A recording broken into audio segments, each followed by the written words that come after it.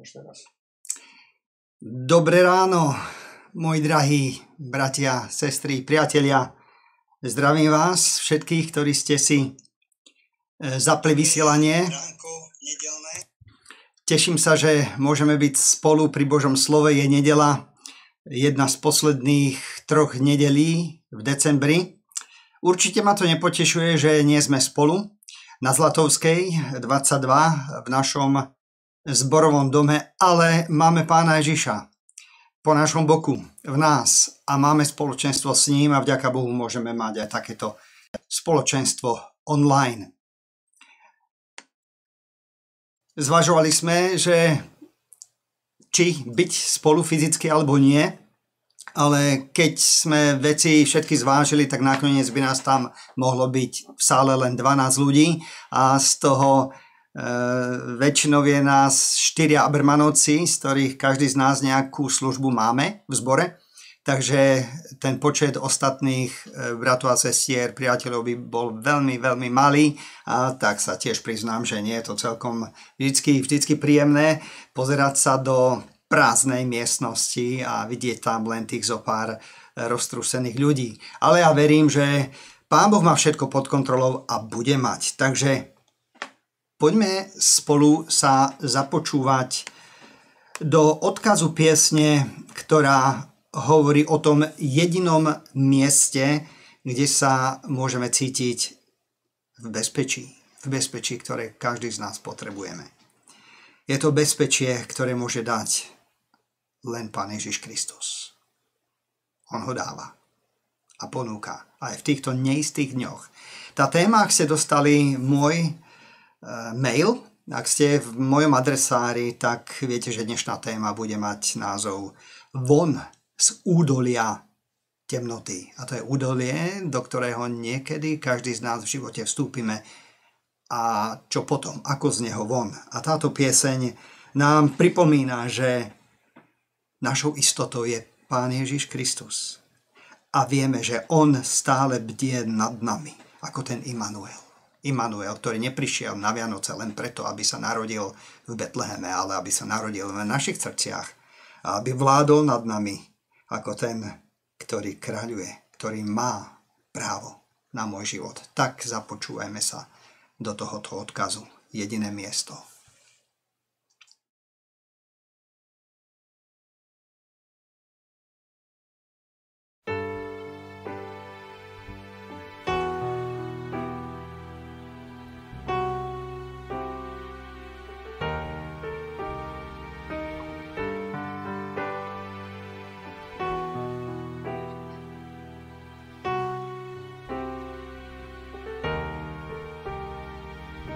Jediné miesto, kde pokoj nájdem, tam, kde sa cítim bezpečí,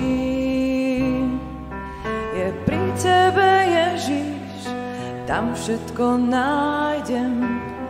Ty ma vždy o tom presvedčíš, už sa nemusím báť neistých dní, keď Ty vo mne prebývaš.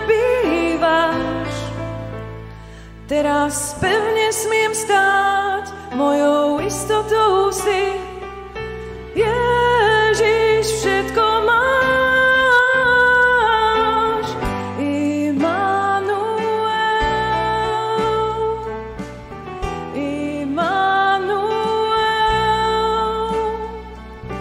viem, že Ty sám nado mnou stále bdieš.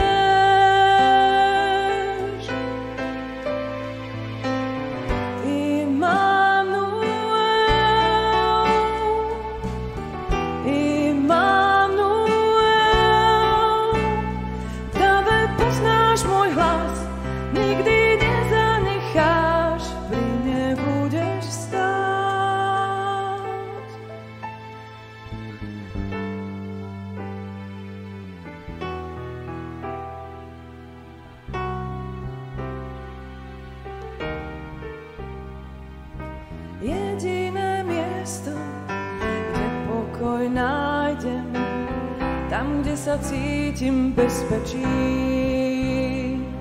je pri Tebe, Ježiš, všetko nájdem. Ty ma vždy o tom presvedčíš. Už sa nemusím báť neistých dní, keď ty vo mne prebývaš. Teraz pevne smiem stáť, mojou istotou si. Ježiš, všetko máš.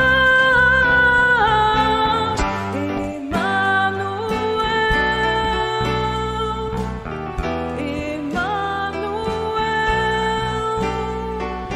viem, že ty sám nado mnou stále bdieš.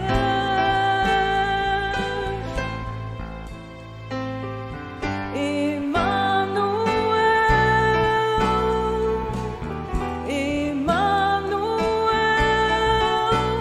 v dáve poznáš môj hlas, nikdy nezanecháš, pri mne budeš stáť. Už sa nemusím báť neistých dní, keď ty vo mne prebývaš. Teraz pevne smiem stáť, mojou istotou si. Ježiš, všetko máš. Immanuel,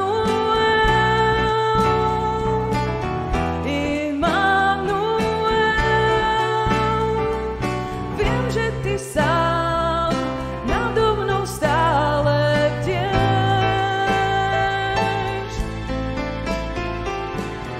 Immanuel,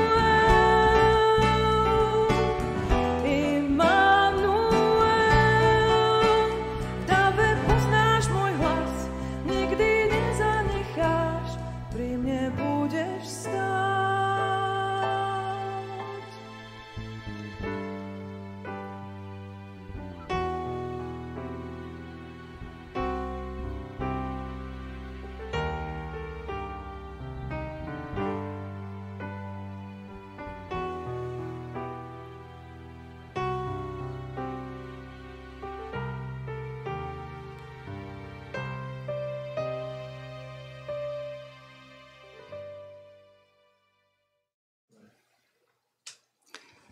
Po tejto krásnej piesni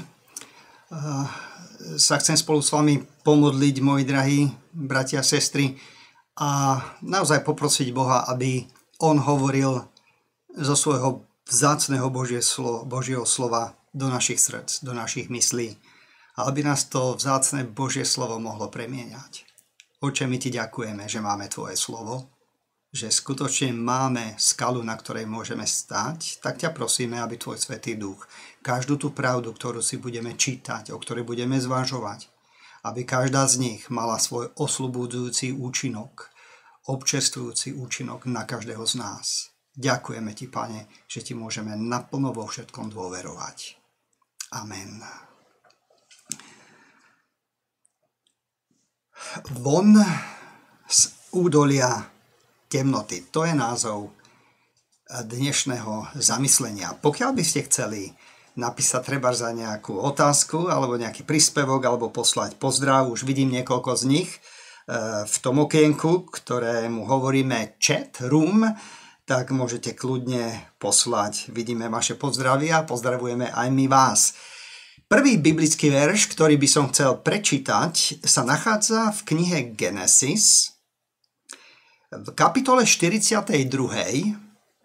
vo verši 36. Tam je napísané takto. A Jakob, ich otec, im povedal svojim deťom, synom: Pripravili ste ma o deti. Jozefa niet, ani Simeona niet. A teraz vezmete Benjamina. Na mňa sa to všetko valí. Vy, ktorí poznáte širší kontext, vy viete, že tu ide o jeden ohromne zúfalý výkrik muža viery, Jakoba, patriarchu Jakoba. Toho, cez ktorého si Pán Boh v ľudských dejinách vzbudil národ izraelský, ktorý mal mimoriadne zámery a ciele Božie. A jeden z nich bol práve ten, aby sa Pán Ježiš Kristus narodil v Betleheme práve z tohoto vyvoleného národa. Jakob teda nie je žiadny niktoško. Mimoriadna osobnosť, ktorá sa dostala aj do galérie mužov a žien viery v Židom 11. A tu je jeho výkrik. Výkrik zúfalstva v doline, v údolí temnoty. A ten výkrik by sme mohli jednoducho sformulovať podľa jeho vlastných slov. Na mňa sa to všetko valí. Všetko je proti mne. To je výrok človeka, ktorý prežíva akúsi existenčnú úzkosť, zúfalstvo, prázdnotu, sklamanie. Všetko sa postavilo proti mne. Je to výkrik pesimistu. Muža v tomto prípade, ktorý takmer 16 až 20 rokov svojho života sa nachádza v údolí temnoty.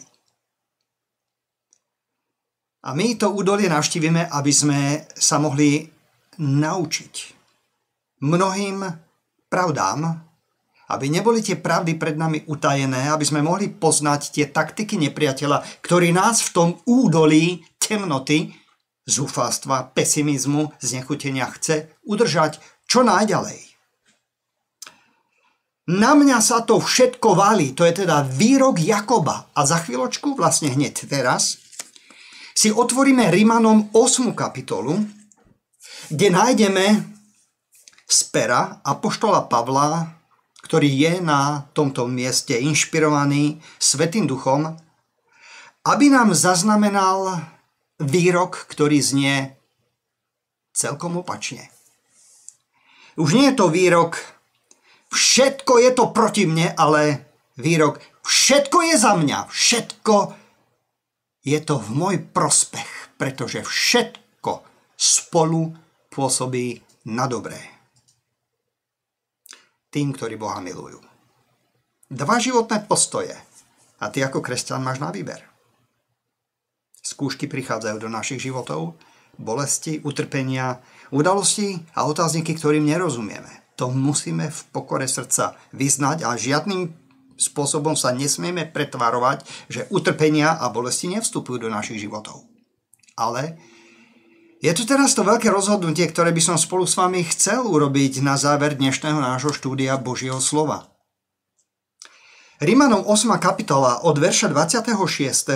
je to úsek dlhší, ktorý si budeme čítať až do konca kapitoly, možno, neviem, nemám odhad, 3-4 minúty. Budeme venovať len čítaniu tohoto vzácneho Božieho slova. Je to odsek písma, ktorý je úžasný, je krásny a je to radostný výkrik človeka, ktorý vie, čo je utrpenie, prenasledovanie, bolesť, palicovanie a rôzne druhy súženia. A napriek tomu nad týmito všetkými jeho vyznaniami budeme sledovať ten jeho radostný výkrik. Všetko je za mňa, pretože všetko spolu pôsobí na dobré. Tým, ktorí Boha milujú. 26. verš a ďalej. A tak podobne i duch spolu pomáha našim slabostiam. To je reč o Duchu Svetom, ktorý nám pomáha pri našich slabostiach, ktoré máme všetci. Lebo toho, čo by sme sa mali modliť, ako sa patrí, nevieme.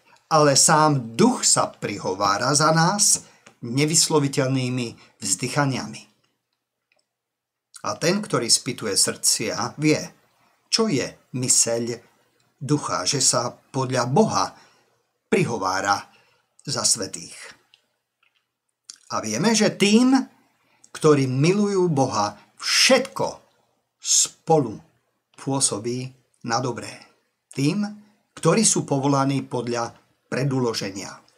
Lebo ktorých predzvedel Boh, tých aj predurčil za súpodobných obrazu svojho syna, aby on bol prvorodeným medzi mnohými bratmi. A ktorých predurčil, tých aj povolal, a ktorých povolal, tých aj ospravedlnil, a ktorých ospravedlnil, tých aj oslávil. Čo tedy povieme na to? Ak je Boh za nás, Kto proti nám?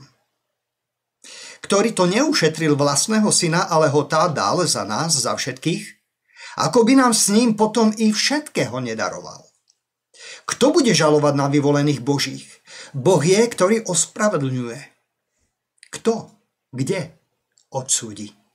Kristus Ježiš je, ktorý zomrel a viacej, ktorý aj vstal z mŕtvych, ktorý aj je po pravici Božej, ktorý sa aj prihovára za nás.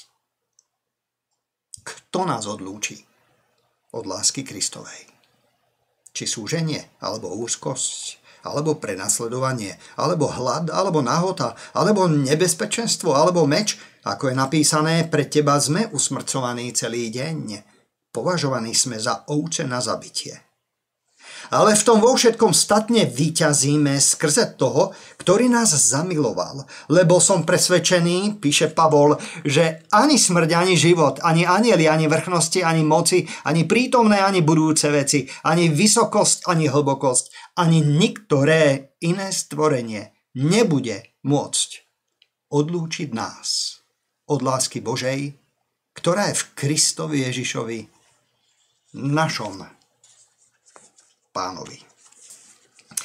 Pokiaľ ste si zapli toto vysielanie trochu neskôr, znovu zopakujem, že sme otvorili tému von z údolia temnoty. Žijeme v dobe, v ktorej každý z nás má rôzne skúšky. Bez výnimky každý z nás. Už či je to otázka zdravia, financií, už či je to otázka vzťahov, je tu doba pandémie, ktorá vyvoláva rozmanité neistoty. Každý z nás máme to svoje údolie temnoty a Jakob, Boží muž, na ktorého si teraz s Božím slovom posvietime, tie posledné roky, alebo takmer v závere svojho života prežíval dlhé obdobie, takmer 20 rokov svojho obdobia, svojho života v tomto údolí temnoty, ktoré charakterizuje verš 36, ktorý sme si čítali v Genesis 42. Tým výrokom, že všetko je proti mne. Všetko sa to valí na mňa, všetko to zlo. A apoštol Pavol práve opak nám chce predostrieť, aby sme v tej pravde vyslobodenie našli z rúk Božích. V tej pravde, že všetko je za nás, lebo všetko spolupôsobí na dobré tým, ktorí Boha milujú. A Boh tak režiséruje okolnosti, udalosti, situácie, slabosti, pády i naše hriechy v našich životoch a zranenia, ktoré máme a nosíme, tak, aby v konečnom dôsledku spolu všetko pôsobilo na dobré. A keď už Boh povie, že niečo je dobré, tak tomu ver, aj keď tie okolnosti vyzerajú katastrofálne. Jakob. Je to biblická postava, je to muž viery napriek všetkému tomu, čo budeme o ňom poznať a čo budeme sledovať. Jakobova rodina, 12 synov a snáď aj ďalších detí,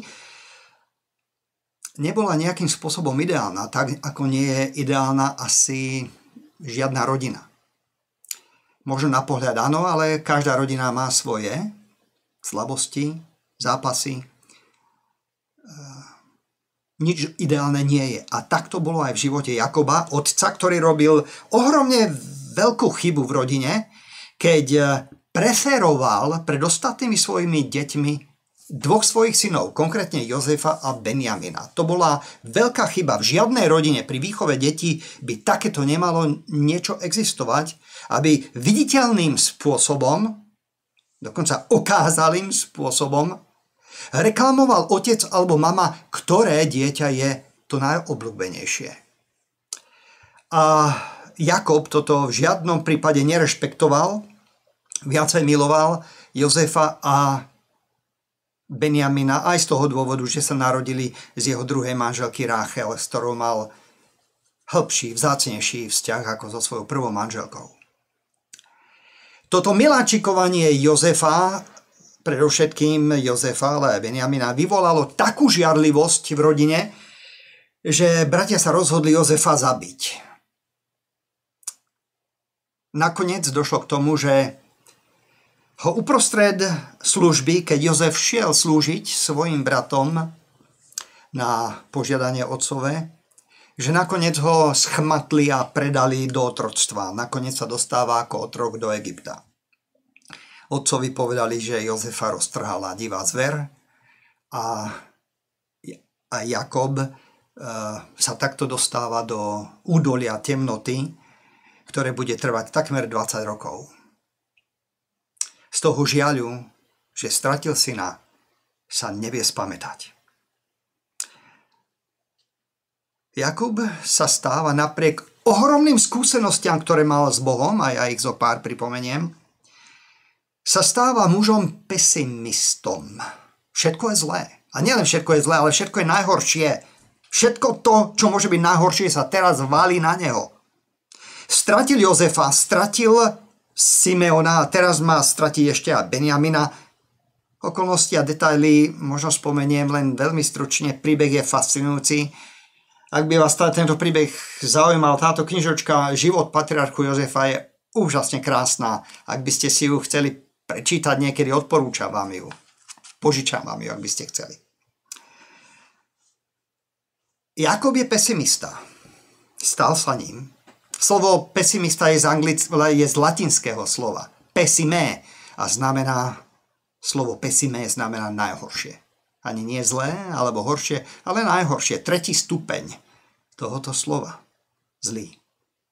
To najhoršie, čo sa môže valiť do môjho života, to sa teraz deje a ja som stratil vieru, že to už niekedy môže byť lepšie.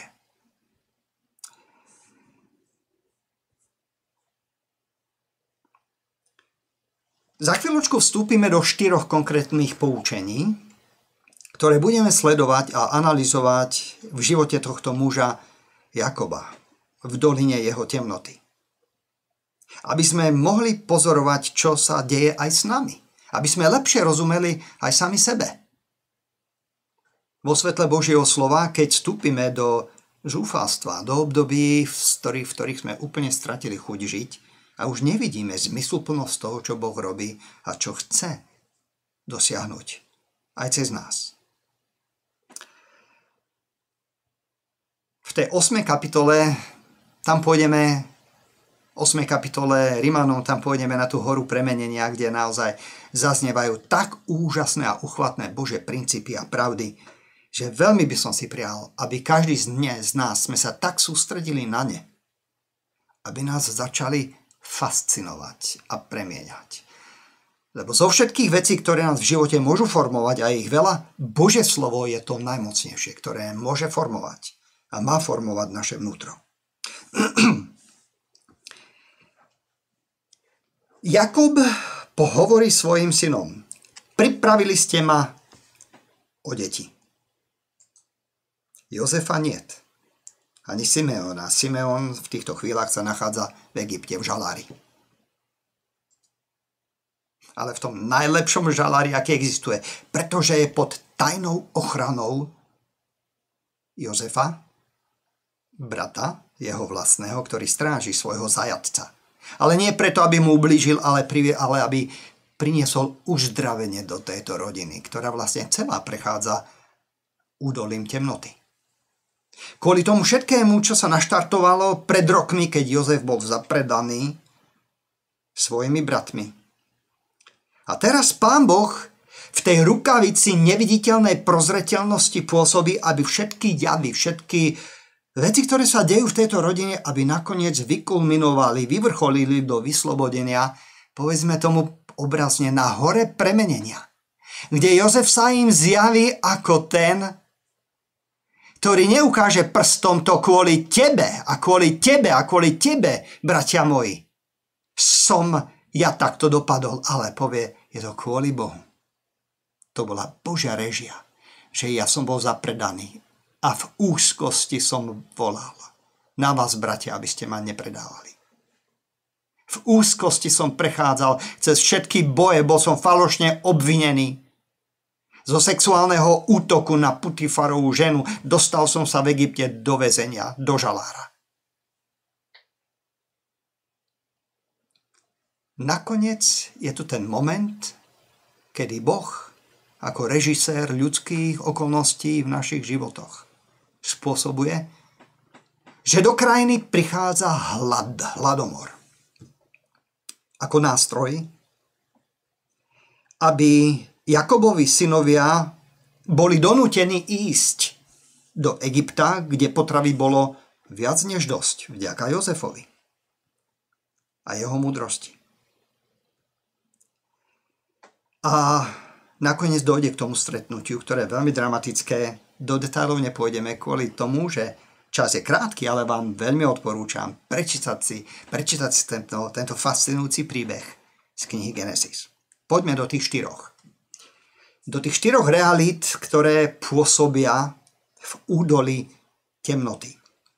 Prvá z nich, alebo prvé pozorovanie, snáď sa pri ňom zdržíme trošku dlhšie ako pri tých ďalších. Prvé pozorovanie je také, že keď som v údolí temnoty, tak sa dejú dve veci, ako keby dvojičky, ako keby duo. Tam sa uskutočňuje zabudnutie na to, čo by som nemal zabudnúť a nastáva zaslepenie, že nevidím to, čo by som vidieť mal.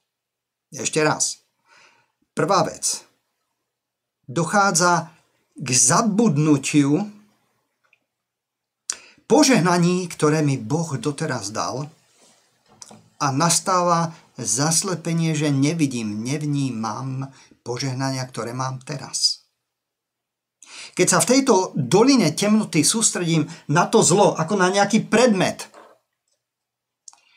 nech je to zlo akékoľvek, čím bližšie ho mám k mojim očiam, tým všetko ostatné buď rozmazané, stráca sa z pohľadu, alebo je celkom zakryté. Tak funguje naša psychika. Že čím viacej sa sústreďuješ na nejakú vec, tým viacej ju zveličuješ. Tvoja psychika tak funguje. Jakob tu prežíva to prvé pozorovanie, že zabúda na to všetko úžasné a uchvatné, čo prežil s Bohom. Len zo pár príkladov. Raz sa Jakobovi Pán Boh zjavil ako živý Boh, áno, bol to sen, ale bol to tak intenzívny sen, ktorý ho navždy poznačil a zmenil. Videl anjelov, ako vystupujú do neba a zostupujú z neba na zem. Uvidel zrazu, že je súčasťou duchovnej dimenzie. Neuvedomoval si, že vlastne súčasťou jeho života je Boh, že prebýva on sám ako v dome Božom, aj nazval to miesto Bétel, čo znamená dom Boží, lebo dal tomu vyznanie, že Boh je pri ňom, je s ním, že žije, vlastne zreálňuje celý svoj život v dome Božom, v Božej blízkosti. A uvidel nad tým mysterióznym rebríkom, po ktorom chodili anjeli hore a dole, uvidel Boha, ktorý s ním hovorí. A bola to transformujúca udalosť. Bol ňou tak zasiahnutý, že na tom mieste urobil spomienkový pomník a to miesto premenoval. Pri inej príležitosti mu Boh zjavil pravdu sám o sebe, že on, Boh, je všemohúci Boh. Tak sa predstavil v kapitole 35. A potvrdil Jakobovi svoje sľuby pre jeho budúcnosť. Sľuboval mu dobro pre jeho potomstvo. A tam tiež postavil Jakob spomienkový pomník a pomenoval to miesto tiež názvom Betel. Raz mal, keď hovoríme o tých požehnaniach, ktoré Jakob mal vo svojom živote, kde Boh sa mu poznával ako Boh, ktorý bojuje za neho a za jeho budúcnosť, za jeho dobro, raz mal Jakob veľmi nadprirodzený mysteriózny zápas s Bohom, ktorý s ním zápasil ako zápasník, ako muž, ako človek vo fyzickom slova zmysle zápasy s ďalším človekom. Bol to boj, ktorý trval celú noc do ranných hodín, niekoľkohodinový zápas. Je to v Genesis 32, ak si chcete prečítať. A Jakob z tohoto boja s Bohom vychádza ako víťaz. Lebo Boh chce, aby sme víťazili v našich bojoch s Bohom. keď bojujeme tie správne boje s Bohom. A Jakob v údive po tejto skúsenosti vyznáva: videl som Boha tvárou v tvár a moja duša je vytrhnutá od záhuby. Boh je za mňa. Bol som vlastne na hranici života a smrti, na hranici prežitia. Veď vidieť Boha v jeho sláve znamená smrť pre hriešného človeka. A tu Jakob vyznáva, že videl Boha tvárou v tvár. A poznával ho ako takého, ktorý bojuje za Jakoba, za jeho dobro, za jeho šťastie, za jeho budúcnosť, aby bol Jakob mužom požehnaným. A zrazu teraz, keď je Jakob v údolí temnoty, zrazu volá: všetko sa valí proti mne, na mňa, všetko je zlé, vlastne všetko je najhoršie, to, čo môže padnúť, byť uvalené na môj život, to teraz prežívam. V tomto údolí temnoty si nevie Jakob spomenúť. Zabúda na požehnania, na skúsenosti s Bohom, na to všetko, čo prežil a aké sľuby mu Boh dal. A toto je veľká satanová zbraň pri nás, keď vstupujeme do skúšky, do nejakej bolesti. Zrazu nastáva moment, kedy sa ako keby vymazávajú z našej pamäte, z našho vnútra tie požehnania a skúsenosti, ktoré sme s Bohom zažili. Satan nás chce destabilizovať. Chce nám ukradnúť vedomie toho, čo sme s Bohom prežili a aký Boh je. Aké požehnania som v minulosti doteraz prijal. Táto zabudlivosť nás vedie k tomu, že prestávame dôverovať Bohu, začíname sa sústreďovať na vlastné emócie a názory, ktoré nikdy nie sú objektívne a pravdivé. Alebo skutočne takmer nikdy. A to je veľmi zásadný moment, pretože ak ja nestojím na Božom slove, na tom, čo Boh chce, aby som vnímal, pozoroval a na čo by som mal pamätať, ak to nerobím, tak potom sa spolieham na emócie. A tie takmer vždy nás zavedú tam, kam by sme nechceli ísť. A vtedy sa stávajú tie emócie našim pánom. My viacej hľadíme na emócie, na vlastné názory a tie sa stávajú ako keby našim Bohom a Boh a jeho slovo a tie pravdy, v ktorých Duch Svätý zápasí, aby sme v nich stáli, tak tie idú nabok. Takže to je tá prvá vec, alebo prvá časť tých dvojičiek. Prvá je zabudlivosť, že nevidíme. Zabúdame na tie požehnania, ktoré sme doteraz dostali. A taktiež začíname byť slepí, zaslepení na to všetko, čo máme. Tu a teraz. Čo máme. Aj v prípade Jakoba to bolo tak, že on mohol Bohu ďakovať za to, že jeho synovia išli do Egypta, vrátili sa s potravou. A je to vďaka Jakobovi, vlastne Jozefovi, ktorého Boh vzbudil ako otca faraóna v úvodzovkách, toho, ktorý zabezpečuje jedlo pre celú zem, pre celý svet, mohol ďakovať Jakob Bohu za to, že majú z čoho žiť, že potravy majú viac než dosť a majú ju prístupnú. Je veľmi zaujímavé, a skôr než pôjdeme teda do druhého pozorovania, čo sa deje v údolí temnoty, je veľmi zaujímavé, že v celej tejto kapitole 42. Jakob nespomína Božie meno ani raz. Ako keby Boh zrazu absentoval v jeho živote. A toto sa deje, keď my vstupujeme do údolia temnoty, že máme pocit, že nás Boh opustil. A čo viac, že sa postavil proti nám. Toto je veľká satanová taktika, aby nás umlčal, aby sme si nepamätali na Božie zasľúbenia, jeho skúsenosti s ním, aby nás oslepil a nevideli, čo teraz máme, aké požehnanie môžeme vidieť a koľko ich môžeme spočítať aj teraz, ktoré sú pri nás, v nás a sú aj pred nami.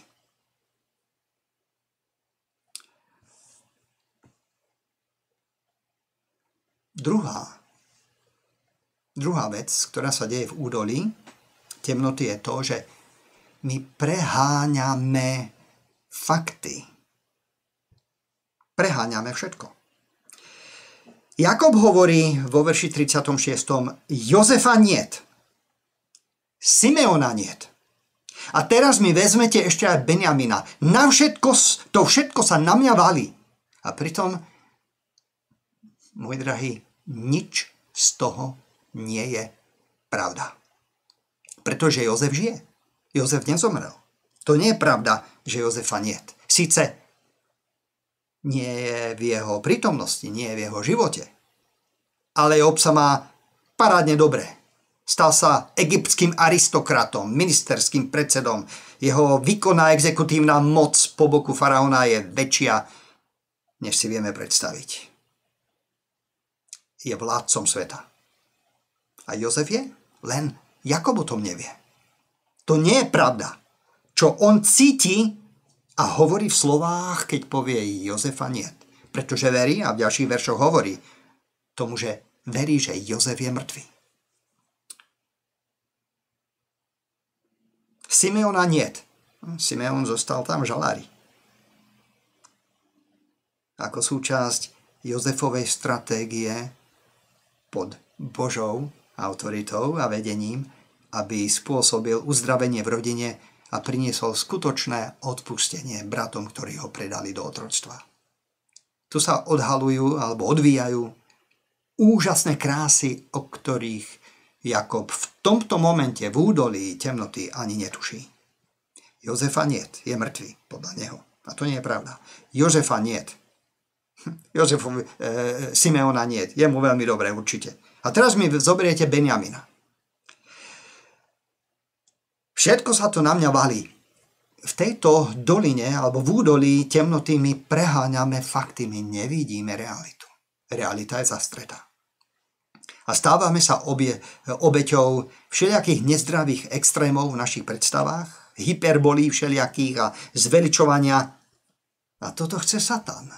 Aby sme sa sústredili na tie vlny, ktoré vstupujú na tej loďke nášho života, do nášho života, na tie vlny, na hladine mora, po ktorej máme kráčať s pohľadom upretým na Pána Ježiša Krista.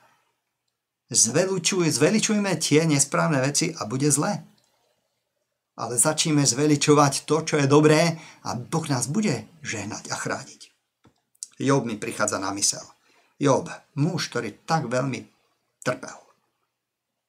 Nakoniec aj on robí vyznávania zo svojho pádu, zo svojich hriechov, že aj on, úžasný Boží spravodlivý muž Job, kultivoval v sebe predstavy o Bohu, ktoré boli prehnané. A robí z toho pokánie. Áno, my preháňame. Ideme do extrémov. Pripravili ste ma o deti. Tu hovorí Jakob svojim bratom, svojim synom. Ale aká je pravda? A tu si povie, vy ma pripravujete o všetky deti a v skutočnosti je pravý opak. Pretože v tomto celom procese ide o to, že Jakob ešte svojho syna získa. Nie, že stráti svojich synov, ale ešte získa toho, ktorý je v úvodzovkách mŕtvy. Získa Jozefa. A netuší, že sa s ním ešte stretne. Tretí moment je obviňovanie najbližších. Keď sme v údolí temnoty, tak to sa veľakrát deje, že chceme niekoho obviňovať. A tu Jakob obviňuje práve svojich synov. Vy ste ma pripravili o deti. Vy ste to spôsobili. Tá celá hrôza, ktorú prežívam ja teraz v údolí môjho nešťastia a depresie a úzkosti, táto celá hrôza je výsledkom vašej nezodpovednosti. Vy ste ma pripravili o moje deti. A znovu, ako hovorím, pravý opak je o to, že tu sa práve deje opak. Práve syna si získa toho najvzácnejšieho, ktorého Jakob mal. A tu pôsobí ruka Božej prozreteľnosti. Aj vtedy, keď práve Jakob chce obviniť Jakob svojich synov aj z toho, čo neurobili. Nezabúdajme. ako Božie deti, že ruka Božej zvrchovanosti a prozreteľnosti má všetko pod kontrolou aj vtedy, keď sa ti deje krivda, aj vtedy, keď si obviňovaný, aj vtedy, keď máš tendenciu obviňovať iných. Povedz, ako Jozef, ktorý pretrpel ohromné bolesti, citové. Povedz, ako on nakoniec, to bol Boh. To bol Boh, ktorý ma priviedol do Egypta. Nie vy. Áno, predali ste ma. Nebudeme to tajiť. Je to realita, je to pravda. Ale čo sa mňa týka, bol to dobrý Boh, ktorý je za nás a nikdy nie proti nám. Takže neobviňuj iných. Štvrté pozorovanie je o tom, že to, čo cítim, nikdy nezodpovedá v skutočnosti. Never všetkému, čo si myslíš a čo cítiš v údolí temnoty, keď máš pocit, že si sám opustený a že Boh sa ti obrátil chrbtom. Jakob verí tomu klamstvu, že Jozef je mŕtvy. A ešte aj začína veriť, že jeho kroky privedú, ako verš 38 hovorí, že jeho kroky, jeho synovia privedú do hrobu. Jakob žil v klamstve, lebo nepoznal pravdu. A do určitej miery Pán Boh veľa vecí zatajuje schválne, aby sa ukázalo, či mu budeme dôverovať a či mu dovolíme, aby nás tej doliny z údolia temnoty priviedol na horu premenenia. Prenesenie hovorím, obrazne, metaforicky. Na tej hore premenenia je v centre pozornosti Pán Ježiš Kristus, jeho svetlo, jeho pravda, a tá zasahuje oslobodzujúcim spôsobom do našich životov. Teraz ideme na tú horu premenenia, do tých vzácnych Božích sľubov, ktoré si pozrieme, do tých princípov, ktoré sú neutrasiteľné v Rimanom v 8. kapitole. No na záver chcem ešte spomenúť tú myšlienku, že keď sme v doline temnoty, platí to, že ty pôsobíš nákazlivosťou svojho pesimizmu. Že to nie je len tvoja osobná, súkromná záležitosť. Je to tak, že tento vírus pesimizmu sa šíri. Žijeme v dobe epidémie. Veľakrát sa hovorí, daj sa pretestovať, tak ja vám tiež poviem, daj sa pretestovať. Urob si test. Aby si mohol spoznať, ktorý postoj k životu, aký postoj viery, postoj k Bohu kultivuješ. Je to ten postoj Jakobov, o ktorom sme hovorili, že všetko je proti mne, alebo je to ten druhý postoj víťazný. Všetko je za mňa, lebo všetko spolupôsobí v mojom živote. Pre moje dobré. Je čas sa pretestovať. Nechaj tento príhovor a pohľad do života Božieho muža Jakoba, muža viery, ktorý zlyhal. Nechaj tento pohľad nás uvedie a privedie tam, kde Božie slovo nás chce viesť. A to je práve ten krásny úsek v Rimanom 8. kapitole, ktorý sme si prečítali od verša 26. až do konca kapitoly. A tu sa poďme pozrieť na tých niekoľko transformujúcich pravd alebo princípov. Apoštol Jakob hovorí v 31. verši, retorickú otázku kladie. Čo teda povieme na to? Čo k tomu dodať? Ak je Boh za nás, kto proti nám?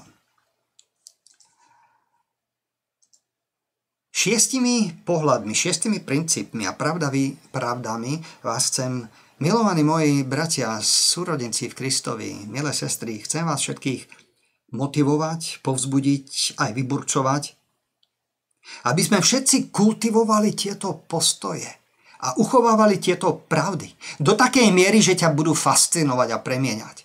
Včera som dostal SMS-ku jedného z vás na Messengeri správu.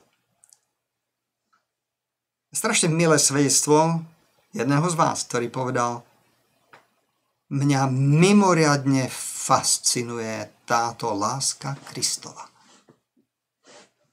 Že mne hriešnemu, zlému človekovi, Boh dal odpustenie, dal dar spravodlivosti, ktorú mi nikdy nezoberie. Fascinuje ma táto jeho láska.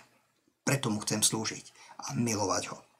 Túžim potom, aby pri pohľade týchto 6 veciach, v pohľade na týchto 6 princípov, aby sme mohli tiež nájsť tento moment fascinovania.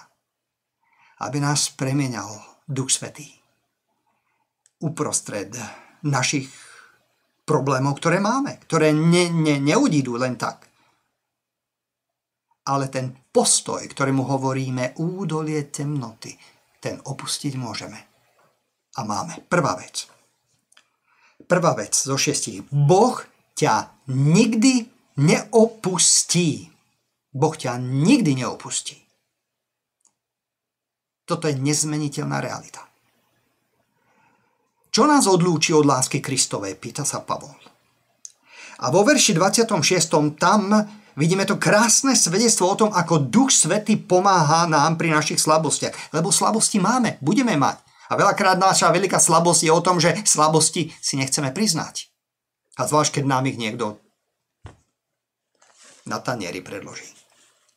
My máme Ducha Svätého, ktorý nám pomáha v našich slabostiach. Aj v tom, že my ani nevieme, ako sa máme modliť, ale je tu On, ktorý sa prihovára za nás ako advokát. Nevysloviteľnými vzdychaniami tu Duch Svätý vylieva svoje vnútro pred Bohom, aby naozaj sme mohli mať toto krásne, večné spoločenstvo s Bohom, lebo Boh je za nás a rieši každú našu slabosť. Každý náš hriech. Prosím, dovol Bohu, aby prehovoril týmito slovami do tvojho srdca, že On ťa nikdy neopustí. Pripomínaj si jeho meno. Nerob to ako Jakob. Keď bol v údolí temnoty, ani raz slovo meno Bože nespomenul. Pripomínaj si toto meno ako toho, ktorý ťa nikdy neopustí. Toto je miesto, kde je Pán Ježiš Kristus. Pri ňom, kde môžeš vedieť, cítiť, že si v bezpečí. Kultivuj túto pravdu. Lebo On ťa nikdy neopustí. Chceš, aby prišiel za tebou nejaký anjel v nočnej vízii, v nejakých zjaveniach a ubezpečoval ťa, že ťa Boh nikdy neopustí? Myslíš si, že by to potvrdilo alebo utvrdilo tvoju vieru? Alebo potrebuješ 10 000 anjelov, aby sa postavili do radu a aby ťa ubezpečovali o tom, že Boh ťa nikdy neopustí? Brat môj, milá sestra, tu je Boh, ktorý hovorí, že ťa nikdy neopustí. To by ti malo stačiť. Boh nemá väčšie slovo, väčšiu moc, ako vo svojom slove, ktorým sa sprístupňuje a blíži sa k tebe. Aj cez tieto slova, ktoré si tu čítame, že On nás nikdy neodlúčí od seba. Od lásky Kristovej je nemožné nás odlúčiť. Verš 39. to potvrdzuje raz a navždy. Druhá vec. Prvá bola, Boh ťa neopustí. Druhá, Boh má s tebou nezmeniteľný, nezničiteľný plán. Boh má s tebou nezničiteľný plán. Rimanom 8.28 hovorí, že všetko spolu pôsobí na dobré tým, ktorí sú povolaní podľa predĺže, ktorí ho milujú. Všetko. Nie, že niektoré veci a niektoré ako keby unikli Božej pozornosti. Všetko spolu pôsobí na dobré. Komu? No určite tebe, ak Boha miluješ. Miluješ ho? Frustrácie vstupujú do našich životov často. Ale Boh frustrovaný nie je tým, čo sa deje. Veľakrát klesneme. Sklameme nášho Pána. Lebo naše okolnosti nás, frustrujú veľakrát. A máme pocit, že chceme zvolať, všetko sa obratilo proti mne. Ale to nie je realita, to je klamstvo. Lebo Boh je za teba a dokonca všetko, čo dovolí, aby vstúpilo do tvojho života. Všetko to spolu pôsobí, aby to bolo dobré pre teba a za teba. Boh všetko zlo zmantineluje v konečnom dôsledku tak, aby to bolo pre tvoje dobro.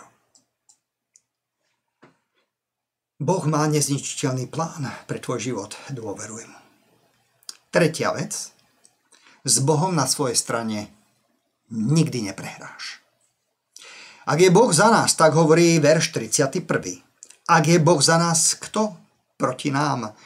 Dovol týmto pravdám preniknúť do tvojho najhlbšieho vnútra. do tvojej najhlbšej bytosti. Duch Svätý toto môže urobiť, aby tieto pravdy prenikli tak hlboko, že zrazu zistíš, že opúšťaš túto dolinu temnoty. Zakiaľ čo okolnosti sa nemenia momentálne, ale opúšťaš ten stav a si na tej hore premenenia, kde Boh ťa formuje, vyslobodzuje svojou pravdou. Lebo s Bohom na svojej strane nikdy neprehráš. Boh je za nás. Kristus je za nás. Duch Svätý je za nás. O tom je celá táto kapitola, ktorú sme si prečítali. Alebo čas z nej. Otec Boh je za nás. Kristus je za nás. Duch Svätý je za nás. Každý svojím spôsobom a v role, v ktorej bojujú za nás. Od večnosti do večnosti. Štvrtá vec. Boh ti dá všetko, čo potrebuješ. 30. verš hovorí, ktorý to neušetril vlastného syna, ale ho tá dal za nás, za všetkých, ako by nám s ním potom i všetkého nedaroval.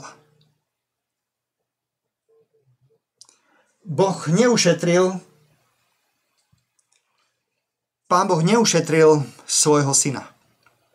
Inými slovami, vzdal sa ho, aby si teba získal. On má tvoje citové, materiálne, duchovné potreby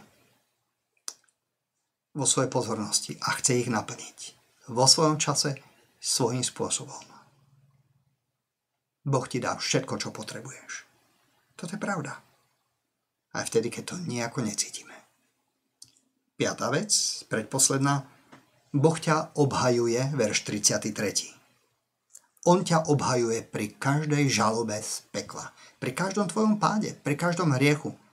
A my všetci niekedy zrešíme, aj keď nechceme.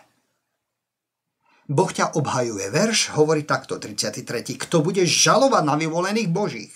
Boh je, ktorý ospravedlňuje. Inými slovami, Boh je, ktorý dáva dar spravodlivosti. A keď si ho prijal, môžeš si byť istý, že žiadna žaloba zo strany nepriateľa pred jeho trónom neobstojí. Pán Ježiš naplnil, toto je veľmi silný teologický výrok biblický, že Pán Ježiš Kristus naplnil celú Božiu spravodlivosť. Celú.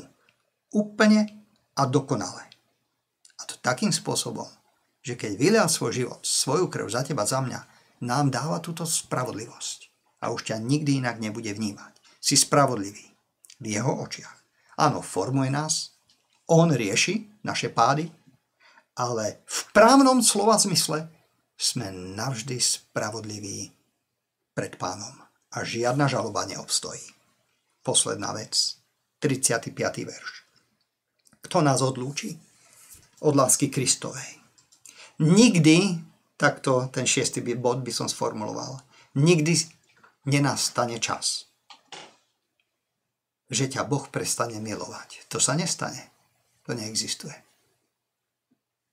To je nezmeniteľná realita. Kristus zomrel, zanechal nám záveť, testament, svoju poslednú vôľu. On zomrel, samozrejme vstal z mŕtvych. Keby ešte žil Pán Ježiš Kristus pred tým, než zomrel, tak by ešte stále mohlo platiť, že jeho záveť, jeho sľuby môže zmeniť. Ale on zomrel. A záveť, testament, posledná vôľa sa už nikdy nezmení, je nezmeniteľná po smrti toho, ktorý vydal svoj život za nás.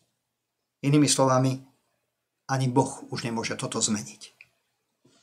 Táto láska jeho, ktorá bojuje za teba, za mňa, za nás, je o tom, že všetko, čo on dovolí, aby vstúpilo do tvojho života, všetko v jeho režii, my tomu nerozumieme celkom, ale v konečnom dôsledku je na dobré. Nepovedz, prosím ťa, ako Jakob hovoril, všetko zlé sa valí na mňa. No áno, emócie to tak prežívajú, ale pravda je inde. Všetko pôsobí na dobré. Tebe a mne, ktorí Boha milujeme. Chcem sa s vami na záver pomodliť, moji drahí, aby tieto pravdy Boh zachoval v našich srdciach, aby ich použil na vyslobodenie, ktoré potrebujeme práve vtedy, keď sme v tejto temnote, v údolí, kde všetko sa zdá, že sa ako keby postavilo proti nám. Boh je na mojej strane. Boh je na tvojej strane. On bojuje za teba. Potrebuješ väčší dôkaz? Nehľadaj. Ak máš pochybnosti, pozeraj na kríž Pána Ježiša Krista, kde Boží boj za tvoje dobro, večné dobro, za tvoju spásu, kde Boh víťazným spôsobom zabezpečuje pre teba spásu. Boh nikdy neprehral v žiadnom spore. Boh je víťaz. Máš ho na svojej strane. Tak skloňme svoje zraky a ďakujme nášmu Bohu za to, že on je ten, komu môžeme dôverovať a veriť.